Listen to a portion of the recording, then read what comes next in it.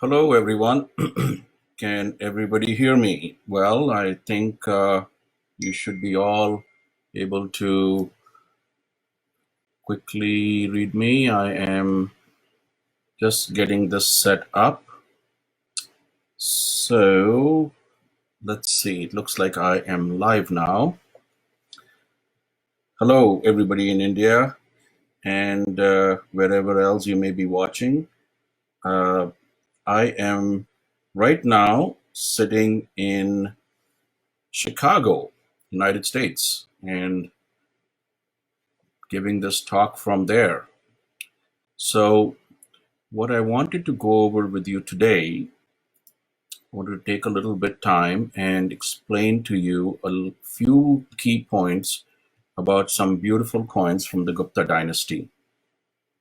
Now, I understand that many of you may not have my book, which few of my friends have also pointed out that I keep it in mind, that I keep this not too technical and keep it very simple. So, starting off, this book that is on the screen, it's called Treasures of the Gupta Empire, and it was launched a few years back. And the reason this book is important is because it actually uses the coins to build on the history of the Gupta dynasty from the about 319 AD to about 543 AD. Now, the reason we look at these coins is because while there are a few inscriptions left behind, a lot of our history in India is based on oral uh, recitations, oral history. And many times, oral history has a tendency to get added on, embellished.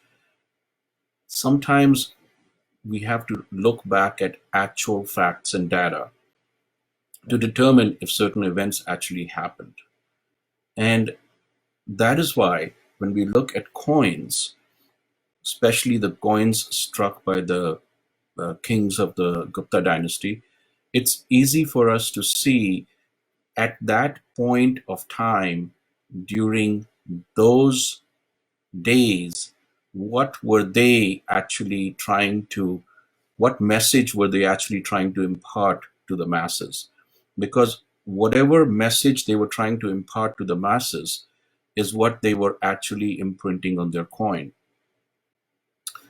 Question, अब मैं तो English में बात कर रहा हूँ, आप लोग हिंदी में प्रेफर करेंगे कि इंग्लिश में प्रेफर करेंगे? अगर आप हिंदी में मैं बोलूँ तो बात करूँ तो आप बताइए, मुझे कमेंट्स में लिख दीजिए. Maybe I can talk in Hindi or English, or I can talk in English.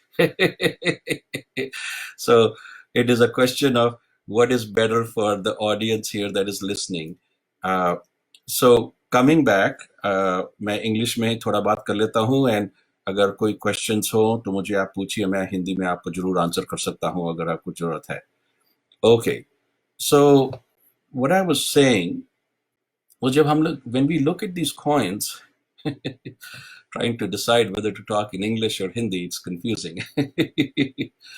But when we look at these coins, it is important because what we see here is what was actually fixed on that coin, the inscriptions, the inscription that you see here, the name of the king here, the elements that are very important, like this crescent shape, moon, chand shape on his head, this spear, javelin in his hand, the Havan right here, Havan Kund here, the stand here with the Garud bird standing, the little pennants, the little ribbons hanging off the stand. These are all important elements that give us clues of what is it was going on at that time. उस time में क्या हो रहा था और क्या इन्होंने coin पे बनाया है, डिजाइन किस लिए बनाया है, why did they put this design there, इसका इंपॉर्टेंस क्या था। सो ये कॉइन जो है, जो आपकी स्क्रीन पर अभी है, ये कॉइन है एक किंग समुद्रगुप्त का। आपने सुना होगा नाम Samudragupta. Samudragupta was the son of Chandragupta I. So Chandragupta I, when he uh, abdicated from the throne, मतलब जब उन्होंने अपना राज छोड़ा और अपने eldest son समुद्रगुप्त को राजा बनाया, he was a young man. तो ये जो young man था, he was very interested in expanding the empire from coast to coast, samudra to samudra. Now, why did he take the name Samudragupta? We don't know. But we can only assume he wanted to go from one side of the Samudra to the other side of the Samudra. I'm hoping that was why he chose Samudragupta. But anyway, here is a coin of Samudragupta. This coin is called the javelin type. And the why we call it the javelin type is because this is a spear, a javelin, that they used during the battle. Now on Gupta coins, we see many types of weapons shown. We see weapons like a sword. We have coins of Chandragupta II. This is Samudragupta's son, Chandragupta II, which has a sword on it. We actually have daggers that we can see on coins of Samudragupta, Chandragupta, even Kumargupta. So different weapons. Battle axe, Samudragupta's very common coins called battle axe coins. We can see those, and there is actually a battle axe coin up here somewhere. Let me show you a picture of that. Let's see, battle axe. Right here. See, Samudragupta, battle axe. This is a battle axe. Okay. So anyway, we'll come back to these. So there's many weapons shown. Why were weapons shown? Weapons were shown because kings were basically, in order to control their kingdom, expand their kingdom, they had to have armies. As head of the army, and they controlled the army, they had to have weapons. So weapons were an important part of their trade. मतलब जो ये लोग काम करते थे, अपना राज्य को बढ़ाते थे, अपना राज्य को कंट्रोल करते थे, उसके लिए weapons very important थे. So they were definitely proud to show that they were strong enough, skilled enough to use the different types of weapons.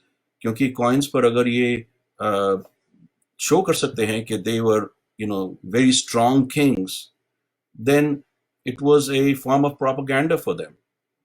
They were very successful kings in expanding their empire. They were very strong kings because they had control over big armies, and they had skills to control different weapons, so other kings would be afraid of them.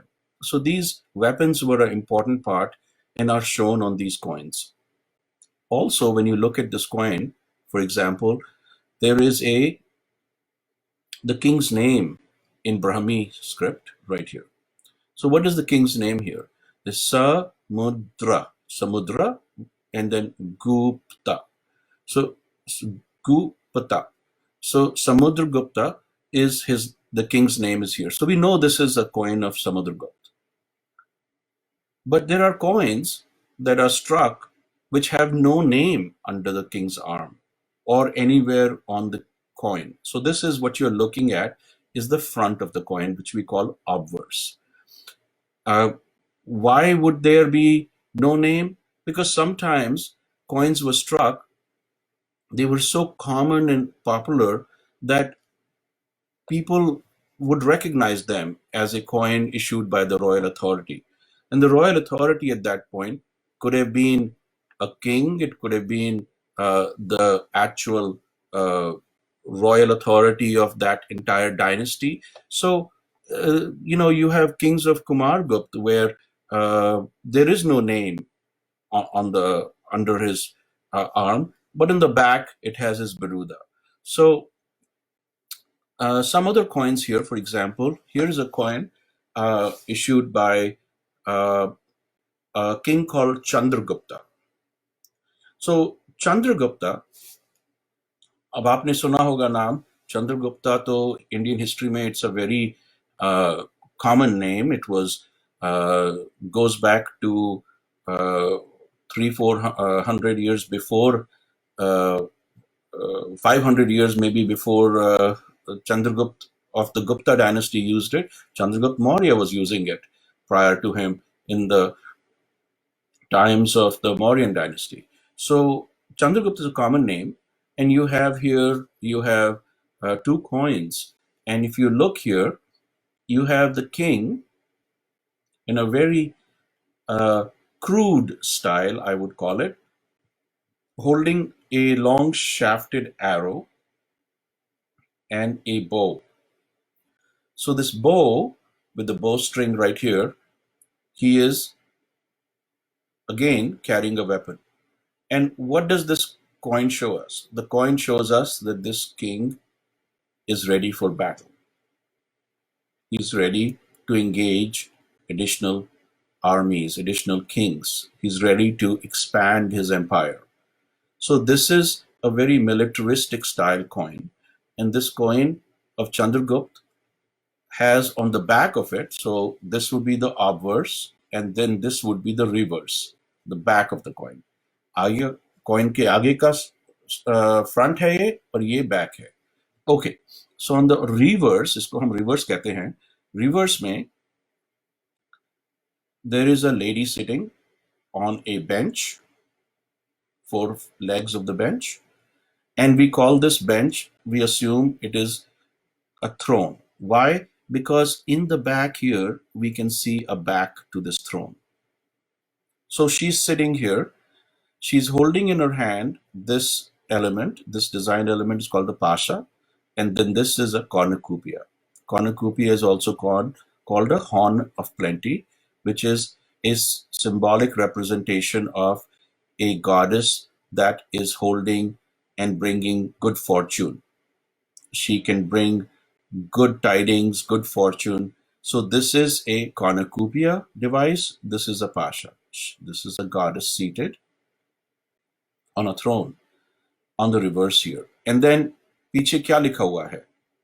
ये पीछे in the back here, these letters are in Brahmi, and it's written Shri Vikrama, and then Ha, the 2 dots. So Shri Vikrama. And this was his all victorious. This is his Biruda. So all Gupta kings had a Biruda, a royal title that they used. He was Chandragupta Sri Vikrama. Now, in my book, I talk about this coin with this goddess seated on a throne, and I differentiate it from this coin, which is very similar because it also has a king. Actually, this is not a very good clear picture. Let me see if I can find a better image of a archer type coin for people who may not be fully clear on what archer type coins look like. And thank you to Jinendra Bhai for pointing out that many people watching this may not have my book. So anyway, this is a archer type coin. I don't have this really handy. Maybe there's another. Just a minute. I'll pull up another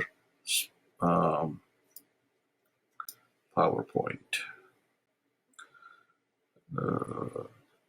This is a good PowerPoint for this discussion also.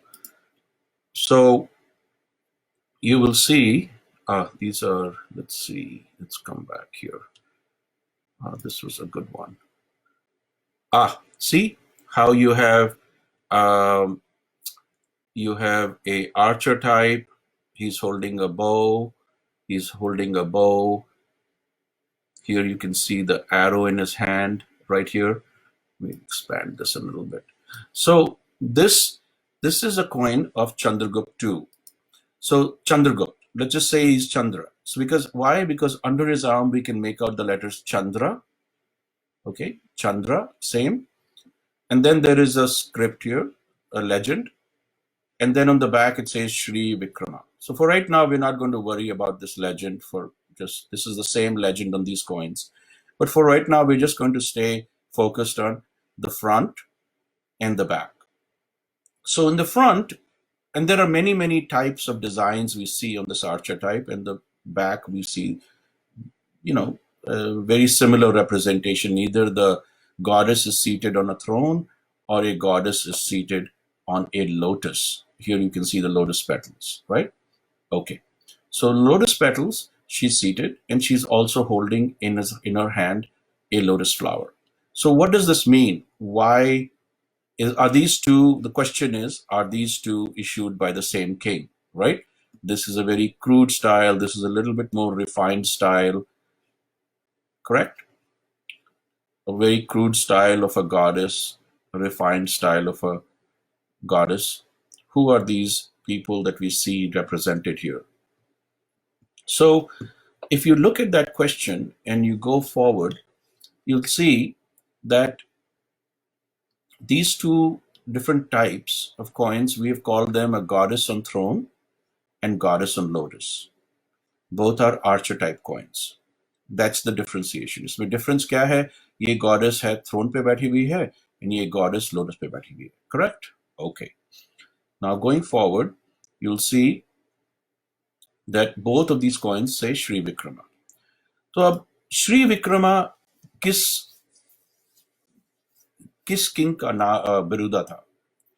तो हम, when we talk about it, we discuss that there was a king called Vikramaditya in Indian history. Well, the reality is that Vikramaditya was a title taken by many, many, many kings in our Indian history, not just one king. But what happened is, when you talk to back in 400 AD, 500 AD, 600 AD,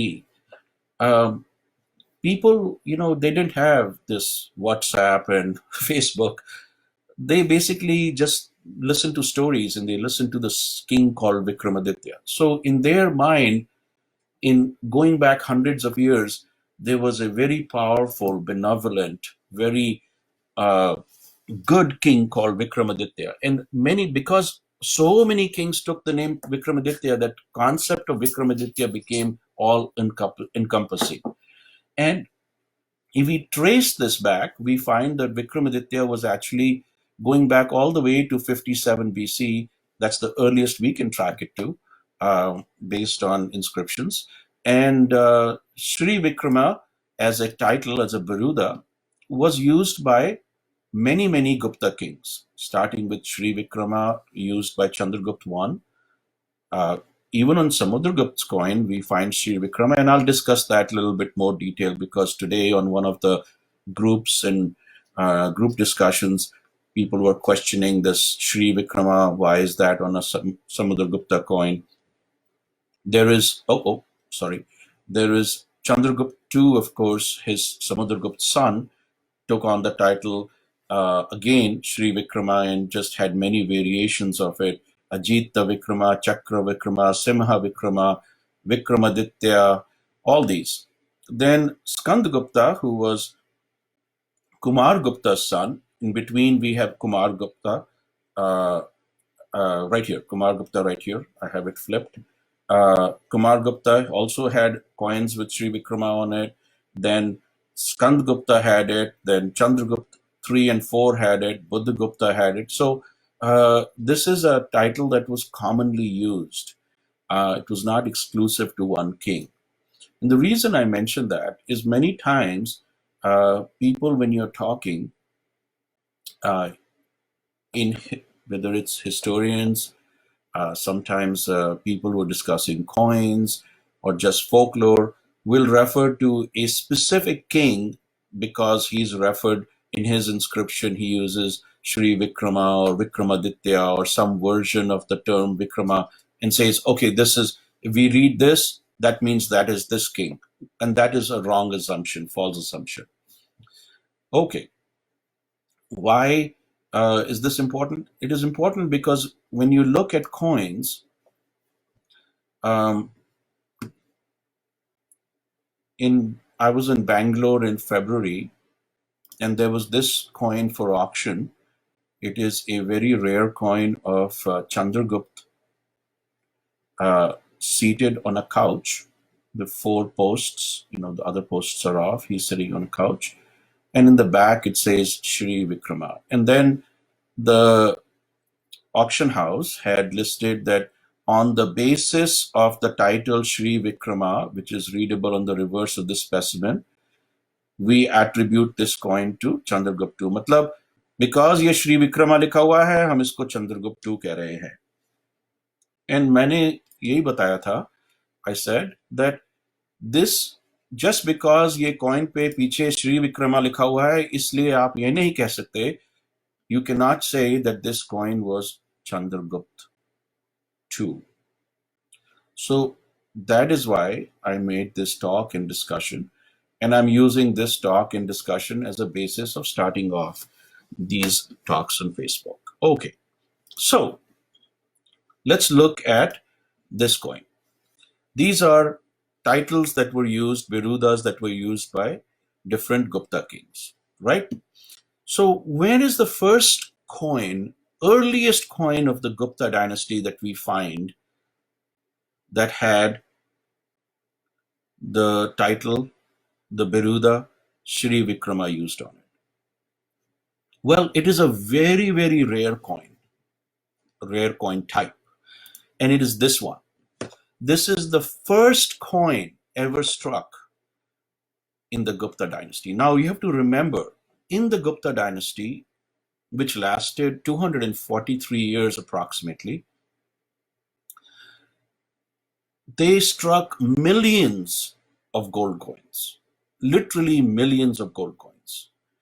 I would make a guess कि अगर आपके घर में गहने हैं आज, you have jewelry at home, you're wearing a gold ring today, your wife or you yourself are wearing a gold earring or gold earrings, or you have gold coins in your house that were maybe Mughal coins or some other dynasty's coins. Chances are at one time they were melted and made into those coins, because at one time they were Gupta coins.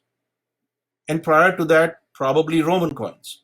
So gold as a metal continues to get melted and made into other things. So that's a different discussion. So why do we go back and want to look at this coin, the first coin of the Gupta dynasty? And that is because this study, this book that I published right here, this book was a very exhaustive study. मतलब बहुत 30+ years का काम करके इस book को बनाया है. Book में जो इंफॉर्मेशन डाली है, डाटा डाली है, studied over 7,000 gold coins. ये नहीं कि हमने 10-15 कॉइन इकट्ठा कर लिए एक राजा के, उसको करके हमने किताब छाप दी and everybody is happy, बहुत अच्छा काम करा. नहीं, this is a very important coin. And the reason it is an important coin is because after studying over 7,000 gold coins, I can authoritatively tell you that this is a very important gold coin. And the reason is, this is the first coin ever struck by the kings of the Gupta dynasty. This was a coin struck by Chandragupta I. Now, Chandragupta I, when he struck this coin, you can see the design of this coin is very similar, very crude, but very similar to what we see on Kushan coins. Okay, this is a coin struck by or for Kanishka II, Kanishka II. Okay, so these are in the style of the Kushan coinage, but there are some new elements added. And what are the elements added on this coin? This is the first Gupta coin. And as the first Gupta coin, they wanted to change the design and make it really representative of their religious beliefs, uh, their style, their propaganda that they wanted to put on the design of the coin. Here is Kanishka II, and you can see they have a trident, Shaivite, right? Okay. Here, Guptas were Vaishnavas. Oh, I have Prashant ji calling me on FaceTime. चलो उनको भी लगा देते हैं, just a minute. हाँ प्रशांत, I am live on Facebook. Welcome everybody. हाँ, एक minute, Prashant ji को भी हम ऐड कर रहे हैं. You will hear him also. You're following it on the Facebook, right, Prashant? So, very good. Yeah. So, Prashant ji, they won't be able to see you right now because on the screen we just have the what you're seeing. आप उसको mute कर दो. Mute it on your side, the Facebook, so you can hear me live here. Okay, I'm hearing you. So Prashant ji is also there. So thank you, Prashant ji, for joining us. Somebody of all his wisdom to help us.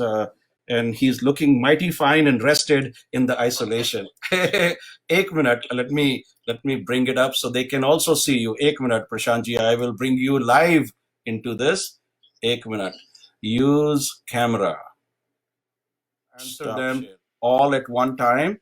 As soon as I finish the presentation, and then Prashant ji can also give his valuable insights and so much knowledge that he has. So let me just minimize a lot of these screens so we can all see what is going on. Okay, so we were talking about this specific coin, which you all can see, right? So this coin is the coin of what I have identified as the first coin of the Gupta Dynasty. And this is a coin which has a very early representation. If you can see, it has very much similar in design to the Kushan coinage that we saw prior to the Gupta kings. Now, in this coin that we have on the screen, we see a few very important elements, and I want to point those out to you. And what are those elements? First and foremost, we see a javelin, a spear, a spearhead right here. Okay, then I'll move this arrow here so you can see it a little easier. And then under his arm, we see Chandra, right? Chandra. And then we see him with his right hand putting something in this havan. You see this havan here, okay? And then more importantly, very different from the Kanishka II coin that you have on your screen, you can see instead of a trident, you see a Garud on a stand. Now the Garud on a stand, of course, signifies that they were of the Vaishnav faith. And this is important because they were all their inscriptions refer to them as the Param Bhagvat, okay, the Bhagvat cult. So this is primarily a Vaishnav depiction. And then on the reverse, on the back of the coin, you have the first time we see the inscription Shri Vikrama. So Shri Vikrama is basically talking about that the fact that they are Vaishnavas, and he is using this all victorious Biruda. Now, why is that important? Reason is Chandragupta I, the first Chandragupta of the Gupta dynasty, when he first came to power, what was his main goal? His main goal was to make sure he survives as an important king, and he continues to grow his empire, his territories, so that the bigger the territory, the more powerful he is. Now, what is, Prashant, I'll put this here so you can look at the screen also a little bit more live. This will be much easier for you, I think. Yeah, 1 minute. I'll position this. You guys can't see Prashant ji, but he's also on the phone FaceTiming me. He looks very, very smart and rested from the isolation and the 3 days of silence that he observed recently. Yeah. So anyway, coming back to this, so why we look at this coin? The reason is because if we understand how the coinage started, we can understand the progression of the kings, the progression of the design, the evolution of the designs. Remember, at that time, in the 319 AD, around the time we assigned to Chandragupta I, the concept of religion as we know it today was being formalized. The concept of the Hindu deities was being formalized. We don't see the what we understand today to be the depiction of the Hindu deities. They were just getting and being designed around that time. And we'll see that later on in the presentation. And before we go too much further, I want to show this to you. This is a coin of Samudragupta, and this is what we call a javelin type. In the past, this coin was called the standard type because this javelin or spear that you can see here was originally thought to be just a Rajdanda. A Rajdanda is this. This is a Rajdanda. This is what Kushans were showing on their coins, a Rajdanda. This is in fact a spear, a javelin. So this is called a javelin type, not a scepter, not which is a Rajdanda, not a standard, being a spear. Now, why do we call this a spear and javelin and not a scepter or a standard? Because when we look at sculptures from that time or after that time, we see this round knob that you see here, which is shown here on top. We see the spearhead, right? So this is a javelin, right? Okay, now moving along, I want to point these little elements out to you because as we get later in the presentation, you'll fully understand why these are important. This right here, this chakra, this is a chakra dhwaj, right? Coin of Kutch. We call him Kutch Gupta. Okay, Samudragupta, another coin, archer type. This is called a Garuda dhwaj. So the Garuda is shown there more clearly. So I'm just showing you some design concepts here so you can understand. Again, a better representation of the throne as seen on this Kanishka II coin. And then we have a Rajdanda and a Trishul. Trishul being a trident. Now, here is where we start getting into this presentation a little bit more. So if you look here, you will see that this is a scene that from the 4th and 5th century AD, that is in the National Museum, Delhi today. Now, beautiful scene and an absolutely historically relevant, very important piece that is preserved in the National Museum. And I came across this I heard about this some time back, and I was puzzled because when I saw this image, the description in the National Museum and the different literature was very different from what I was seeing with my own eyes based on my knowledge. And the reason is this. This terracotta sculpture was actually restored. Restored मतलब इसको ये टूटा हुआ था, इसको ठीक करा था. जो जिस जने ने इसको ठीक करा, उसने बहुत गलती से ठीक करा. और ये गलती ये करी कि यहाँ पर एक बड़ा क्रैक था. See this? This is how originally this piece was found. This was cracked all the way here. So they just filled it up with terracotta and made it look like this. But when they did that, what they did was they lost this element which was right here. And this element led them to believe that this is a boar, and because this is a boar, this is a scene, which depicts something else. In fact, what this boar is actually a dhwaj, because you can see the pennants right here, the ribbons. You see the ribbons right here? And this is a Bala Chandra dhwaj, okay, a crescent standard. And why is this important? This is important in reference to the coins, because when we look down here, we see the Varaha Dwaj here, okay, a Bala Chandra Dwaj here, right? And then we see this goddess. You see this goddess right here? This goddess. Now, why is this goddess important? Because this goddess, we can see a representation of it on these medallions that were found. These medallions, in fact, प्रशांत क्या हो गया? Everything okay? इसको mute कर दे. वो Facebook को mute कर दो. हाँ, that will be better. So एक minute, I'll put you down a little bit. So this pendant was found, supposedly they said, in Takshila, but you can see that this goddess here has a lotus in her hand.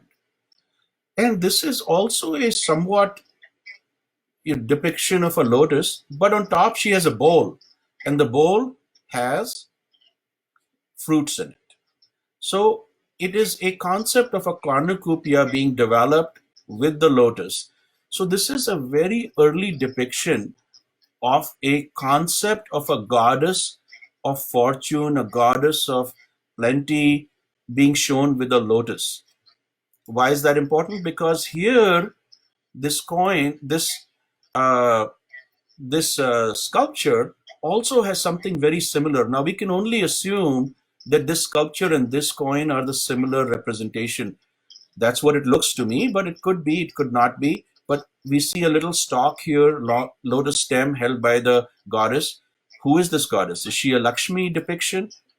In this context, it is very clear that this is a Lakshmi representation, or at least some goddess being represented here. Now, when we come here and we see this medallion, what is important is, if we just go a little further and dig into this, we see the here, Prashant, I'm going to put that down.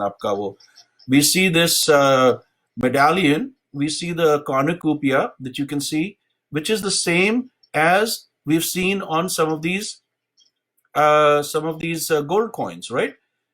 Over here on the gold coin, we see this Balachandra Dhwaj also shown on this Samudragupta coin, where the goddess Ganga is standing on a makar. That's a makar. And here, let me move this out of the way. This makar. And then she's holding a long stalk of lotus. And where is the lotus stalk going? Into the Ganga, which is where the makar is. So this is an early representation of how the design was forming. Now let's go back and look at the earliest representations of this concept of the design of Goddess Lakshmi. Now, did Goddess Lakshmi, how was it shown back, the 500-700 years before the Gupta Dynasty, 800 years before the Gupta Dynasty? We see a silver coin, a Panchmark coin, where we see Gaja Lakshmi. We see the elephants here. We see she's seated on a moda, some sort of a stool, right? You see here, she's seated on a throne, some sort of a throne back, you see. We can only assume that this is a goddess. Looks like a female figure. It's got the breasts shown here, but it could be somebody else. We're not sure. We have 2nd century Kuninda coins. We see a goddess, shown here holding a lotus. Lotus here too. So these are Kuninda coins. So here in the 2nd century, we see goddess Hariti. This is in the Gandharan region, in Peshawar area. This is goddess Hariti, lotus petals down here. We see cornucopia in her hand, right? Very, very unique Gandharan features. Same thing here. We see goddess Hariti holding a cornucopia in her hand. Two children down here holding these big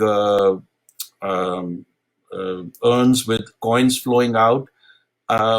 So these are what we were seeing, a female goddess being depicted in the 2nd century, 1st century AD, how it was being shown with a cornucopia. Down here, you see cornucopia on Roman coins. Now, this is a coin, reverse of the Emperor Trajan, okay, and the goddess Abundantia with a cornucopia in her hand. Then we see, this is of course Roman coins, goddess Fortuna, same thing with the cornucopia. And then we go to Kushan. Now remember, there was trade going on. So these coins were traveling. The designs were being looked at by the mints that were making coins of Kushan. So when they started showing a goddess, they are also showing a cornucopia there. And this down here, it says Ardaksho. So goddess Ardaksho starts off as uh, oh, sorry, I clicked on something. Goddess Ardaksho starts off on the Kushan coins, and the same design is then copied onto the Gupta coins, and it becomes goddess. We don't know what this goddess is. There's no name to this goddess on this Gupta coin that we see, but it has Shri Vikrama on the back, right? Okay, so the question is, who is this goddess that we see on these Gupta coins that was struck somewhere in the 4th century AD, starting with the 4th century AD? Who are these? Who is this goddess, right? So from 1st century to 4th century, this is what we are looking at. Kanishka II coin, Ardaksho, and then another coin here, Vashishka, Ardaksho, right? We don't see Lakshmi written there. Here's the name of this goddess, right? But it's not Lakshmi. Chandragupta I comes along, 319, 343 AD. And what is this written behind here? Not Ardaksho, not Lakshmi. It says Param Bhagavata. Now, why is Param Bhagavata important? Of course, because they're Vaishnavas, right?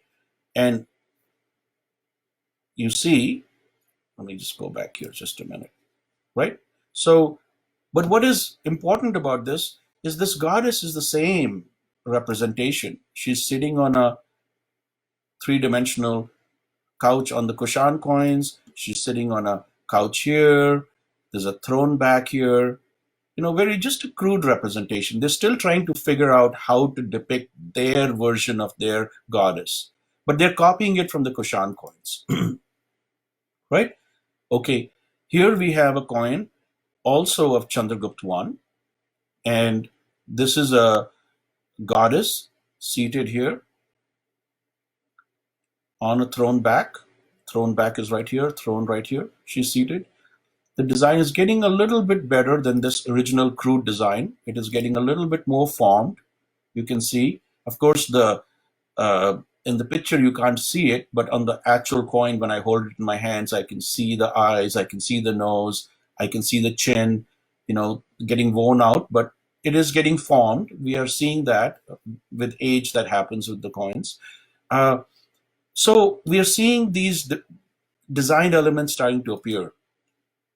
So this will just confuse. Let's go back here. All right. So we have Chandragupta I. We go to his son Samudragupta. Samudragupta I, because there was also a Samudragupta II. We have found out through coins. Samudragupta II. We see the same things now. On this coin, Samudragupta's Biruda was Parakrama, all powerful. This is Shri Vikrama on a coin of Samudragupta. Now, why is that? It is possible that the mints that were striking the coins thought they might want to add Shri Vikrama. It may be that this was a time of transition, that Samudragupta came to power and the mints were told to issue the coins. They designed an obverse die, made Samudra under the arm, and then they used an old die from Chandragupta I, which had Shri Vikrama on it. Very possible. So many different possibilities. But we digress. Let's go back to the original thought, and which is why what we are seeing. You can see the eyes and nose and mouth of the goddess being developed here, seen clearly on the coins. Same thing here. We have Parakrama right here. See, Parakrama, which is his Baruda.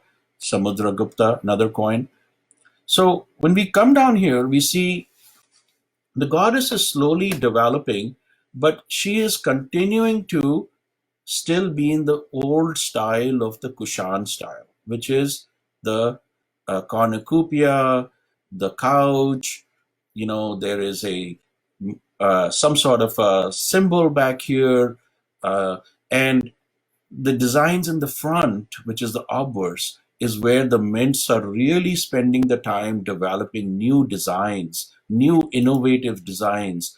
They're using the beautiful designs. They're coming up with new, and they're really developing this part. But here they're not seeing too much development.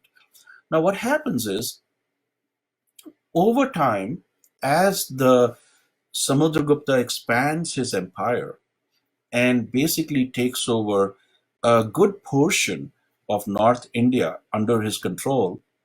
The arts flourish, religion flourishes. We can see in his Allahabad pillar inscription that it says that he's bringing back old Vedic practices that were forgotten. So the, the whole region is flourishing, and slowly the concept of what a god is supposed to look like, or a goddess is supposed to look like, is evolving in the sculptures, and it is documented and put on these coins by the mints and the mint masters. And for the first time, instead of the goddess here seated just on a throne with her feet on some sort of flower petals, or maybe some depiction of some sort of a mat with some petals on it, now we are finally starting to see lotus leaves appear, lotus petals appear.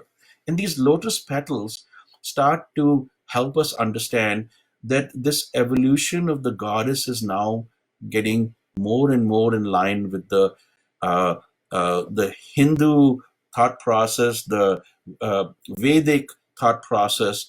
And you can see here that while this is a coin of Samudragupta battle axe type, um, and you see right here,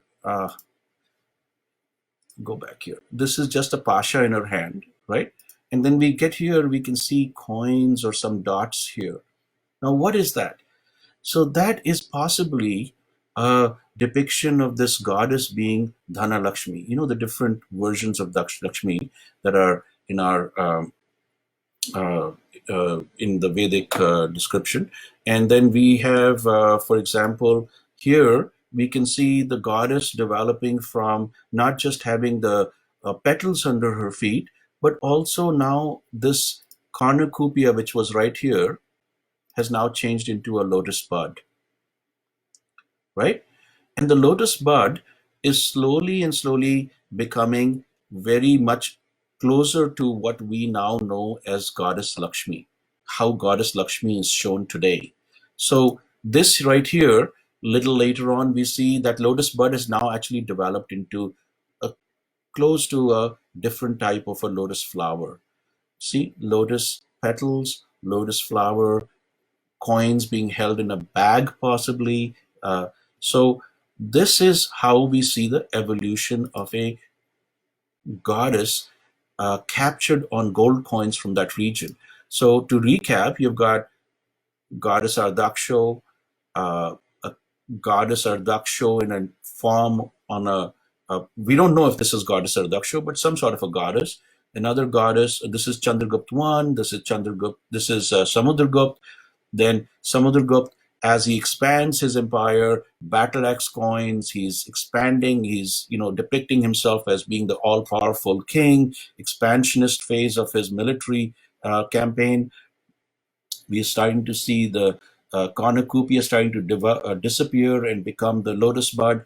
And this is how we capture these images on and understand how this transition happened of a goddess Ardaksho becoming what we understand today to be a goddess Lakshmi.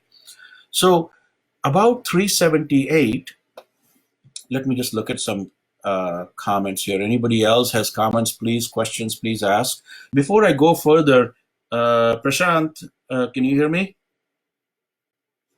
Can you hear me? Hello, Prashant. Yes. So any comments before I go to the next part? Oh, it's going very well. We are enjoying. Acha. Shall I continue? Yes. Okay. So the next part is talking about what happens after Samudragupta dies.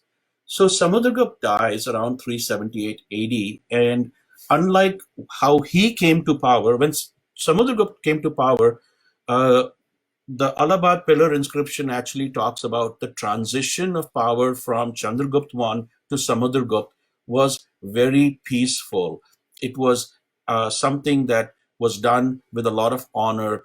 Father Chandragupta I hands over the empire and the rule to his son Samudragupta. But we have no inscriptions talking about how the power transitioned from Samudragupta to Chandragupta II. So that part of history has to be now developed, has to be now, we have to investigate it and try to understand and put together the pieces to see what we can tell how that transition happened. And that transition is actually captured very, very clearly on coins. And here is where we see it. When Samudragupta dies around 378 AD, he has two sons. His older son is Ramagupta, and the younger son is called Chandragupta. Now, Ramagupta was the governor in Vidisha.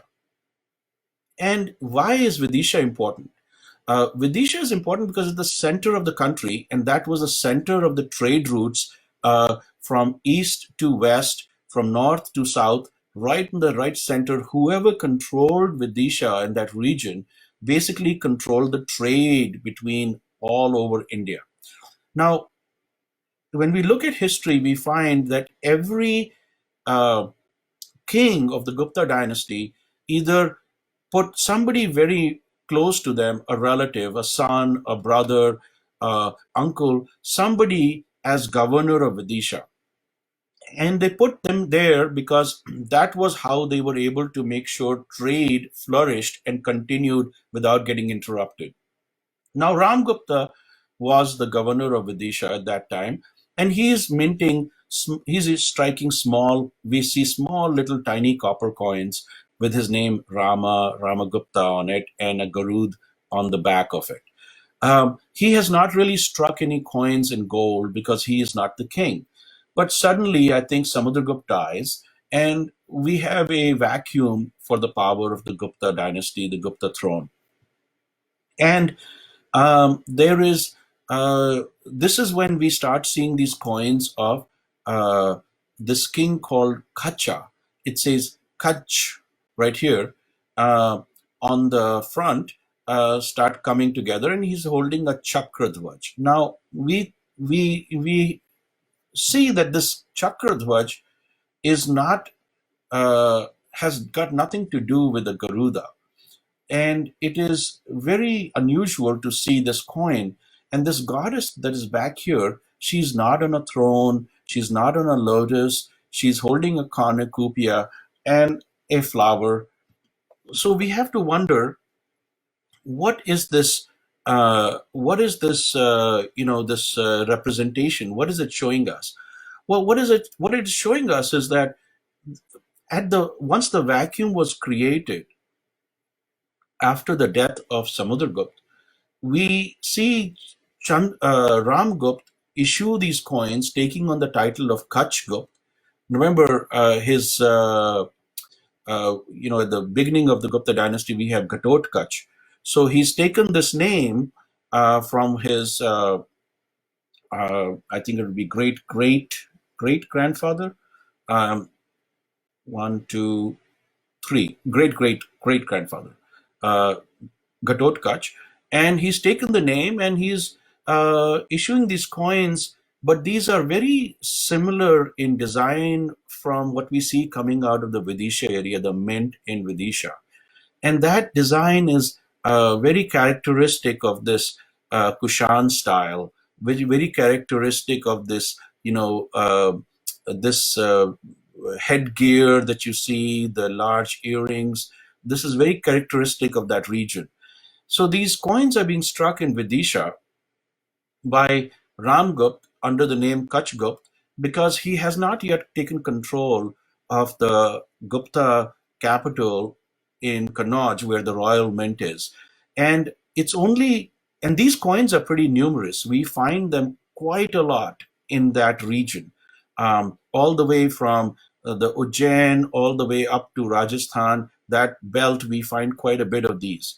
But then when you come down to the Kannauj area, that middle UP area bordering Bihar, um, up to the western border of Bihar, present day Bihar, you don't see these Kachagupta coins there. And what you see here, very rare coins showed up a few years back.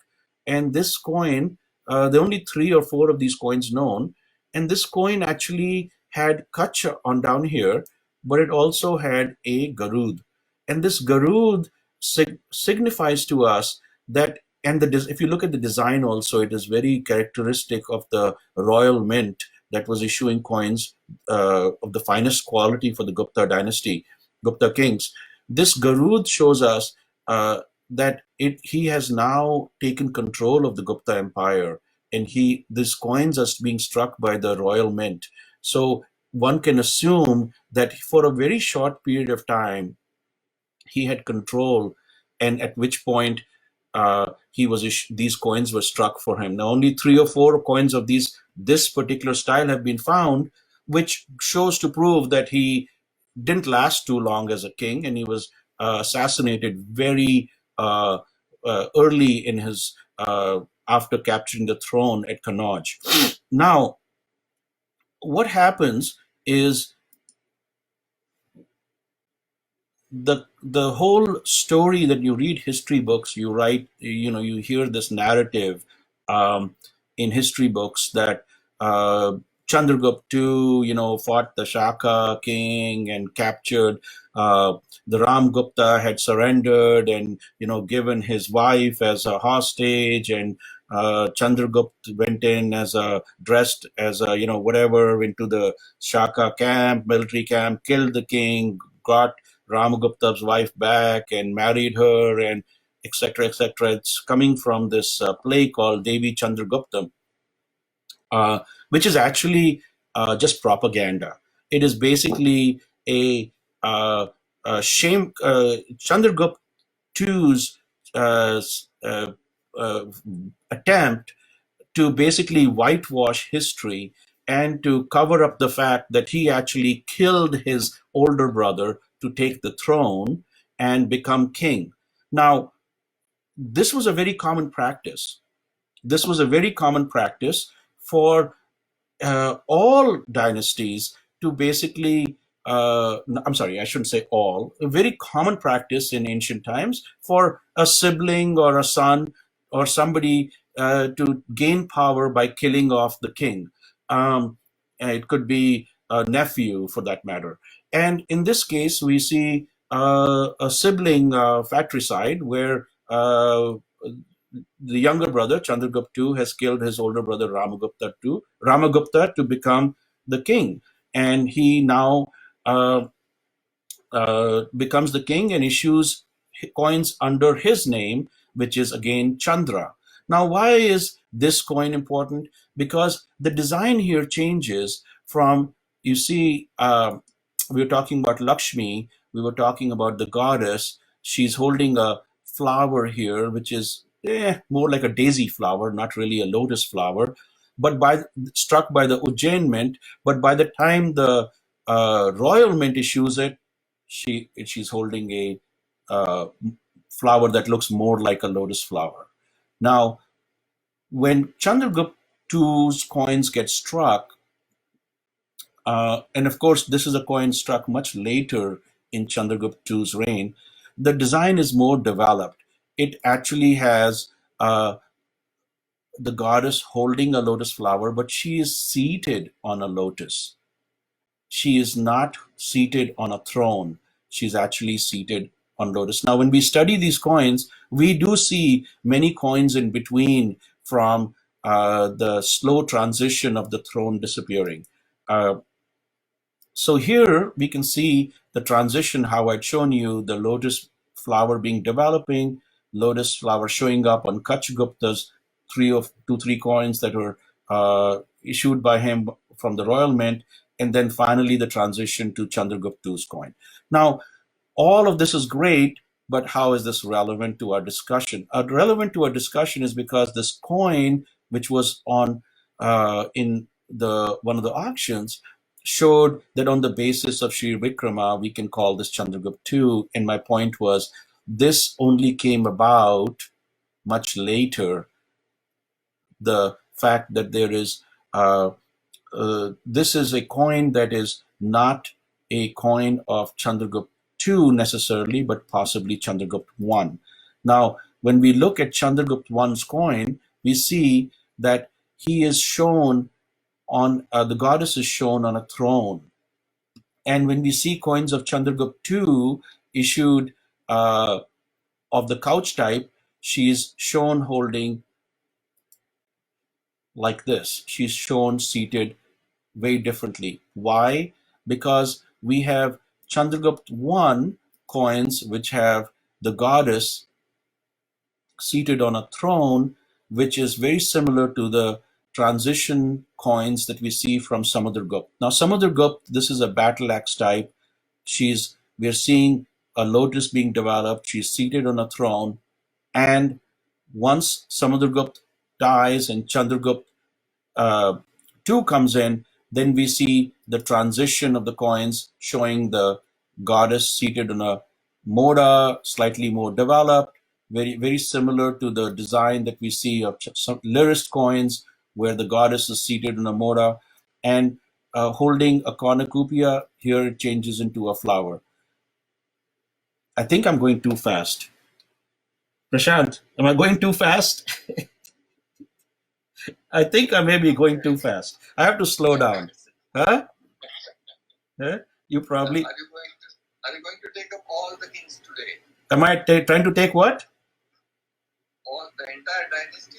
No, no, no. We're going to end right here. Uh, so you tell me. Uh, I should stop here and ask questions. Who else? I should stop here. I was on a roll. I was going so fast. Uh, this is a very beautiful coin here. This shows the evolution of the designs. But Prashant, any comments? Let me put you up here so I can take a break too. Maybe you can talk a little bit. I only had the question that were you equating Ramagupta with that Kachgupta? Kachagupta, yeah. What's your question? Do you think they were the same? Ramagupta and Kachagupta were the same king?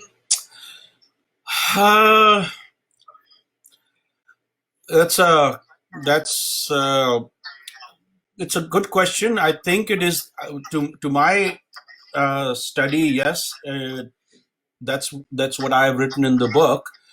Till we find more inscriptions, I think that is a question that we can leave with a question mark. Right. Okay. It is not definitive, if that's what you're asking. Yeah, because many people have written on the Kachagupta complicacy, and they say Kacha means like a glass, like as transparent as a glass. So that was the character of Samudragupta. That's what they were. Possibly, it is very possible. Hard to say at this point till we find inscriptions. All we have are these clues. Like for example, I was at this point here.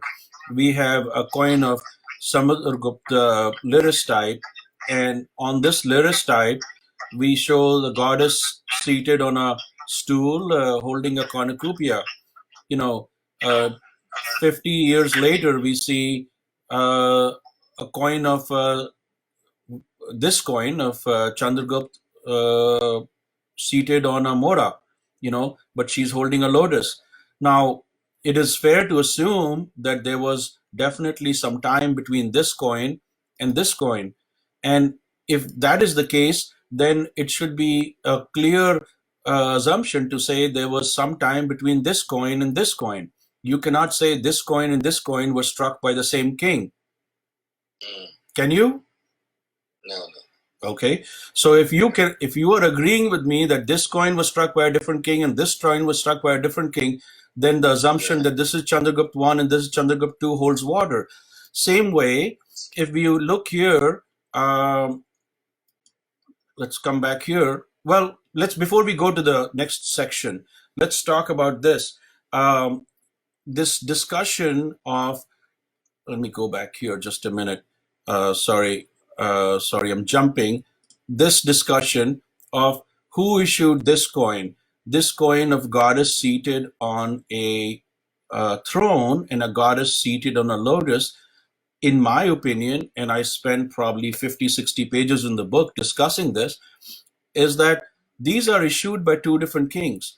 Now, there is a paper coming out recently where there is the author of the paper, and I can't talk about that paper in detail because it's not printed yet, but the author did share that paper with me, and they argue about the fact that these are coins issued by the same king.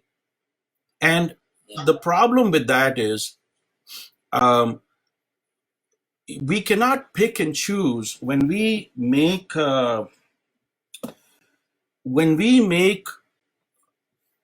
bold statements arguing against something that has been presented as a study by me, for example, in my book. You cannot make a bold statement saying this is wrong and then put down, oh, by the way, this is just an assumption or I may be wrong. And you cannot say, oh, I don't have all the data, but when I get all the data, I'll tell you whether I'm right or wrong. You cannot take 1,600 coins. Prashant, you and I have had this discussion over the last 20 years. Tell me, how many coins do you think are known so far in gold of the Gupta Dynasty?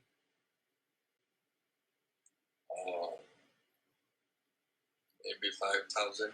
Right. So I have 7,000 gold coins in my database. Is that a fair number? Right? That's a realistic number? Right?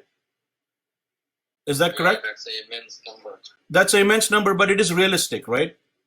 You've probably in your lifetime seen 5,000 gold coins yourself. Yeah. Correct? Okay.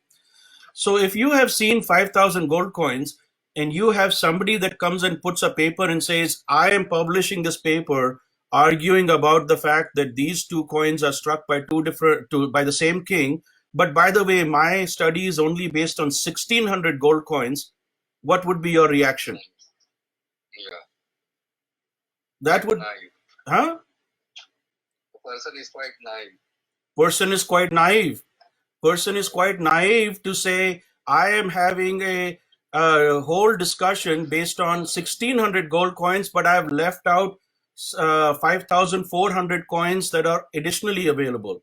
You cannot do that. And this is when I read the paper and I was just like, oh my God, are you for serious? This person has spent 45 pages on a paper making a point that not only is this wrong, but that is wrong and this is wrong, but I've only studied 1,600 coins in my database. You can make data say anything. I can make great charts and show great charts to say anything, but unless you have the full data, you will never get the right answers. And that is what I think is very important for people who are researching history, researching gold coins, researching coinage, writing books. Please do the research, get the full information. And if you don't have the full information, ask for it. And if you can't get it, don't start publishing papers on incorrect data because it just makes you look stupid. Okay, this is my rant for the day. So, moving along to the next section. We have established that Chandragupta I and Chandragupta II two separate coins. This is the couch type. And in couch type, remember I showed you we have the most important coin of the couch type right here, right? Issued by Chandragupta I originally. Then it transitions into Chandragupta II being the final coin right here. Okay, Chandragupta II grandson. All right, now we go into an important discussion. So Prashantji, this is very important, and let me.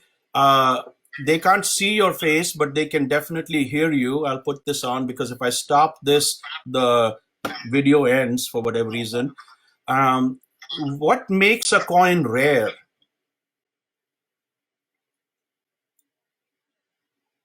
Oh, availability. How many are known that makes it rare or common? So availability and scarcity, that makes a coin rare. Yeah. So how about the condition of the coin? It makes it more important if it is in better condition. Okay. And when we talk about availability, I think as a collector and a researcher, I will probably add to that by saying, because this was one of the questions that came up in the comments, and people have been sending me messages on my phone also asking questions. I think rarity is a function of um, uh, how, like Prashantji said, of course, how many coins are available, but more importantly, how many are available for a collector to actually get his hands on.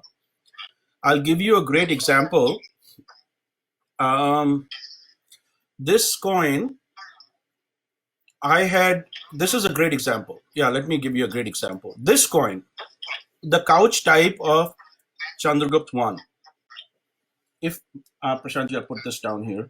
If I can remember from memory, I think there are only. Let me open up the book. Those of you that have the book, if you go to page number, let's see, page number 155, you will find there are only 4 or 5 coins known of this type. Now, is this a rare coin because there are 4 or 5 coins known of this type? Well, yes, because out of the 5 coins known, one is in the Bharat Kala Bhavan Museum, one is in the National Museum, and I'm sorry, there are only 4 coins known. Sorry. Yeah, 4 coins known, right? No, 5 coins. And one is in the British Museum. So, Bharat Kala Bhavan Museum, National Museum, and British Museum. And then there are 2 other coins known. Fortunately for me, they happen to be in my collection, the Shivli collection. But the point I'm trying to make is, the point I'm trying to make is that by studying the coins and studying the history, I was able to determine that when these coins came up for auction, these were very rare coins. Now, if you don't know this, you can't tell whether a coin is rare and what is, the availability. So when I knew that there were only 3 other coins and they were all 3 in museum, and then one comes up and the second one comes up, I was like, oh my God, I have to buy this. And I bought it. Of course, this is going back 20, 25 years back, or maybe even before. But that's what makes a coin rare. Now, a coin can be rare not just because of this is a couch type, but it can be a rare variety also. A variety being a coin of a common type.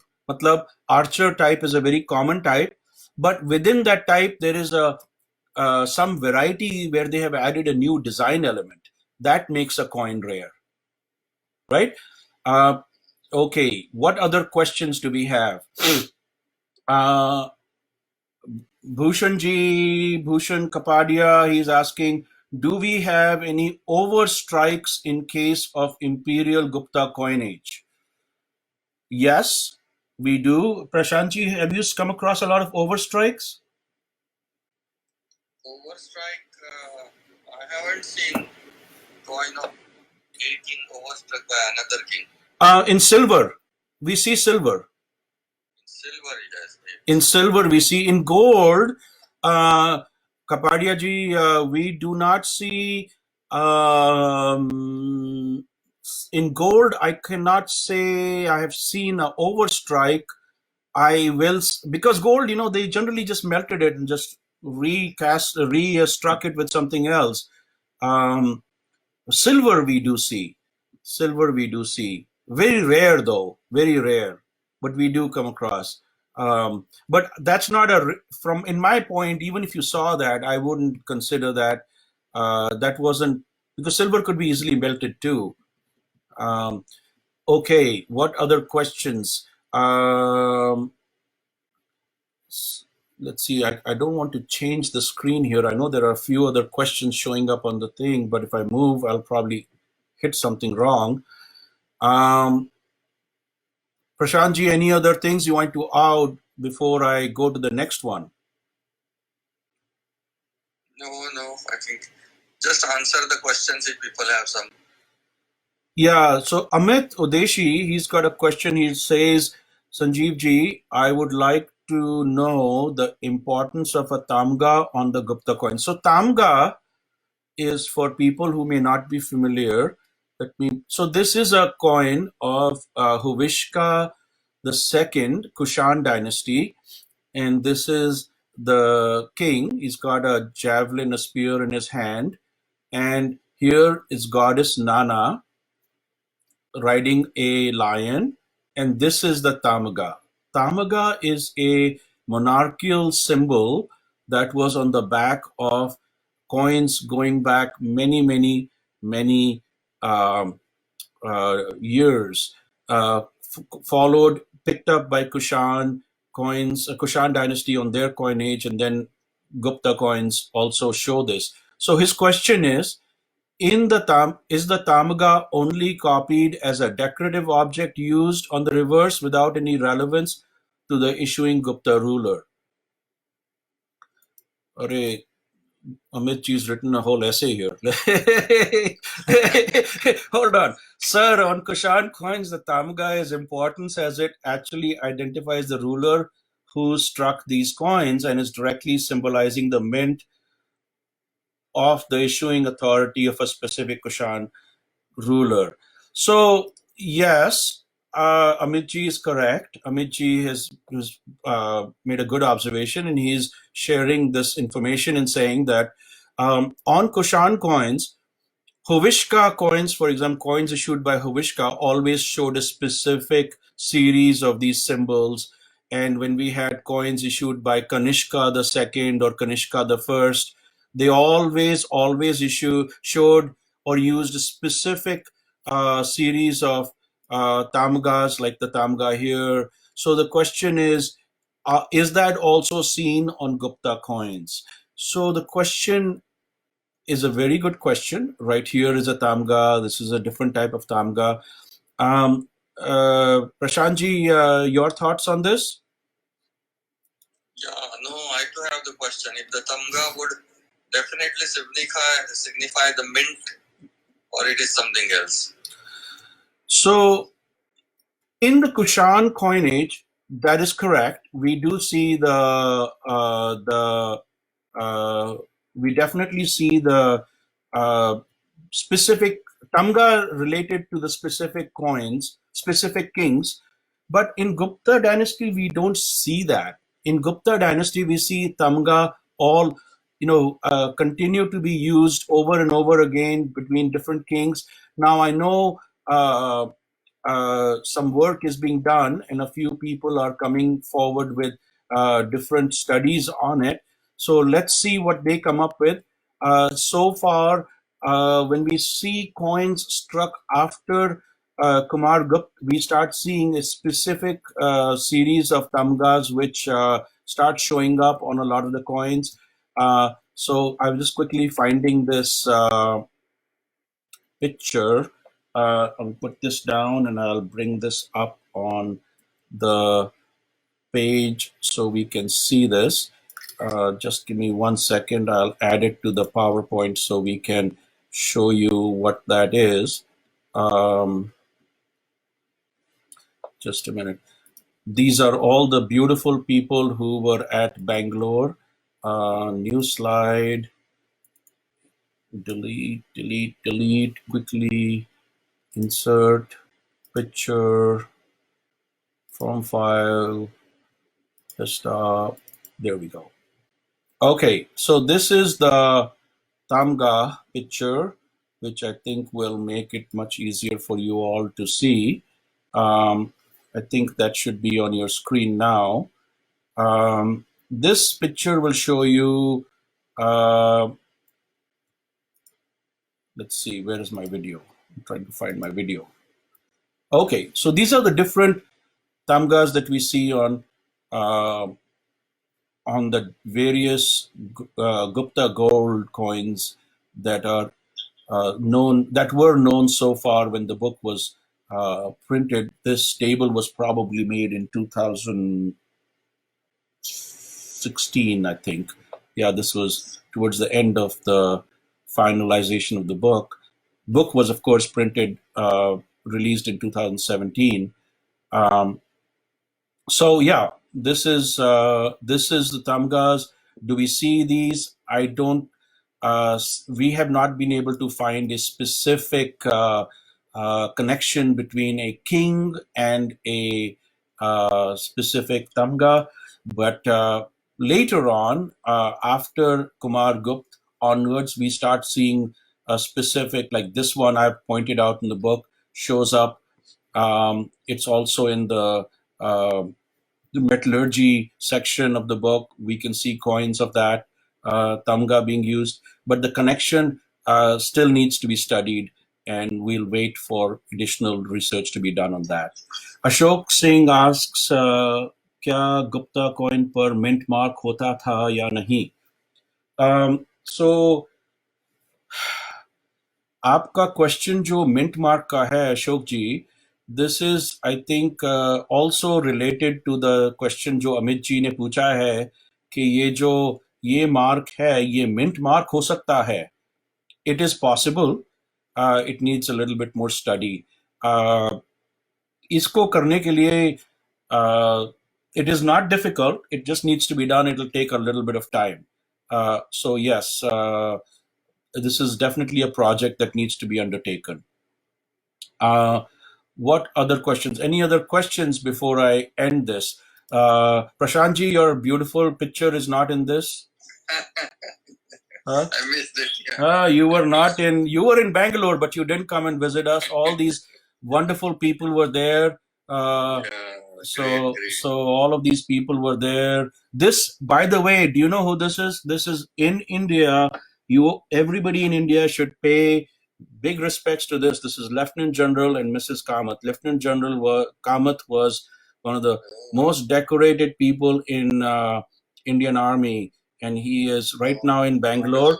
And he happened to be in the Bangalore coin show, and he was the commandant of the war college, and also from the Madras regiment, which my father was. My father commanded the Madras regiment during the World War, with the war with Pakistan in 1971, not World War. This is, of course, all the friends who were there. Dilip Bhai is looking so fit. I tell you, look at his body. Whew, sexy. Okay.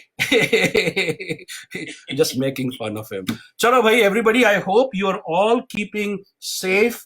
आजकल आपको भी वहाँ lockdown हो रहा है, हमको US में भी लॉकडाउन हो रहा है. It is a very serious time. How are things in Nagpur? Yeah, before that, I would like to thank Sanjeev Kumar for doing this. Sanjeev, this is an immense help to all collectors, and we would like to continue with this series. I think you should break down your book into 10 different talks so that we can have it every week and we can fix a time. This is an immense help to all the collectors. And Okay, it's a parody, but the coronavirus really helped to do this. Never did such thing before. Yeah. Yes.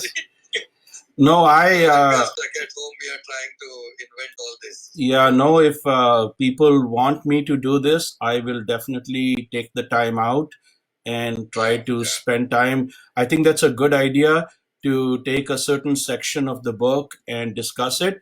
I do want to mention for those people who have not had a chance to see this, if you go to academia.edu, this website, academia.edu, I have put in a few chapters from the book for free to download. Chapter 4 talks about ye King Vikramaditya. Who was King Vikramaditya? This is a chapter 4, which is a very important chapter for Indian history. आप लोग अगर Indian history में interest, of course, all the people listening to this will have interest. This is the book, of course, and this is the chapter, all the things that are covered, the maps are there, all of these are there for people to download for free. And anybody that there is a very important chapter on the coins the metal analysis of the coins. अगर आपको interest है कि metal में इन coins में कितना gold था और हर एक किंग ने जो कॉइन स्ट्राइक करे थे, इनके गोल्ड कंटेंट कैसे चेंज हुआ किंग्स का from time to time, from starting with like even Kshatrapa silver coins है इसमें, गोल्ड कुशान कॉइन्स हैं, ये सब is available here along with some beautiful coin images. So you can see, like here I was showing you that these are the coins that were struck after Kumargupta I, which shows different coins of a king called Chandragupta, whether it was Chandragupta II, Chandragupta III, Chandragupta IV. This is discussed here in this section also for free. And lastly, I'll leave you with another important thing on this page at academia. Agar aap Sanjeev Kumar, Shivli Kumar Gupta ऐसे search करें तो you will find my page there on academia.edu. There is also a free catalog I put in there. In 2014 or 13, I had finished the study of Kuninda Dynasty coinage, and I cataloged the entire coinage from the Kuninda Dynasty. And these are all available right now. It's still in the market, and it's a very good way for you to collect and add and create a very inexpensive collection. ज़्यादा cost नहीं करते ये coins, but there are so many varieties, and you can all add using this as a guide. So having said that, I'll take your leave and thank you for spending the time with me, and thank you to Prashantji, the king of Indian numismatics. Thank you very much. Okay, see you. Thank you for joining. Bye bye. Thank you, everybody, and I will end this now. And if everybody else liked it and we want to do more of these talks in the coming weeks.